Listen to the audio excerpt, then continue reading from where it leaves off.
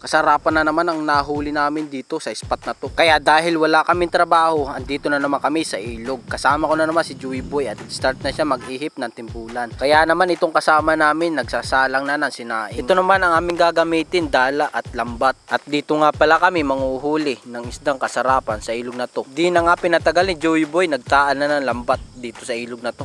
Kasarapan ang mahuhuli namin dito at maya maya pa lang may huli na kami. Ayan, banak o buwan-buwan kung tawagin sa iba. Ayan o, kasarapan, malaki guys, nakakatuwa to. Talagang first catch namin ito sa lambat na ito. Yan ang swerte, suwabing suwabi. Sarap nitong inihaw, paksiw, suwabe to. At maya maya pa lang nakahuli na kami ng gurami na may breed ng tilapia. Ayan guys, nakakatuwa. Tapos meron na naman kaming huli, aruyo. Kasunod, aruyo na naman guys. Madaming aruyo dito sa spot na to eh.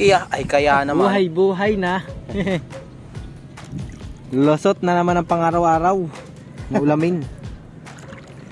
Ayan o, isang area lang yan. Isang area lang guys o. Hindi pa namin yan bunobulabog. Kaya naman hindi pa kami nagtatagal, ang dami na naming huli. Nasandamakmak talaga ang isda dito sa spot na to guys. Nakakatuwa talaga dito. Swerte na naman na mabibigyan. Bali pag kami nanguhuli din guys, ay pinamimigay din namin yung iba. At dinadala lang namin ipang ulam lang talaga namin. Di nga makamove on si Joey Boy dito sa nahuli namin banak. Ang sarap kasi nito pero maya maya lang kami nagluto na. At ito yung aming lutuan, takip lang ng kaldero na aming pinagsaingan. Prito muna kami ng itlog dyan. Mga itlog to ng Rhode Island na alaga akong manok. Inilipat nga pala namin itong kanin namin sa dahon ng saging. Tapos maya maya lang nagprito na. Nagprito na si Joey Boy, kasarapan tilapia dito. Tapos nagpaksiw din kami nitong tilapia. Nilahukan pa nga namin ng hilaw na mangga. Kasarapan to. Ayan at luto na siya. Teka! Music, pasok!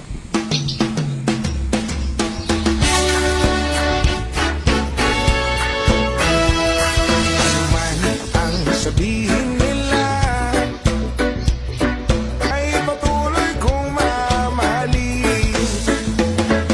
Maging sino ka man, di na magbabago ang pag-ibig ko. Dahil namahal kita, walang makakapigil sa aking damdamin. Upang ikaw ay ibigin ko.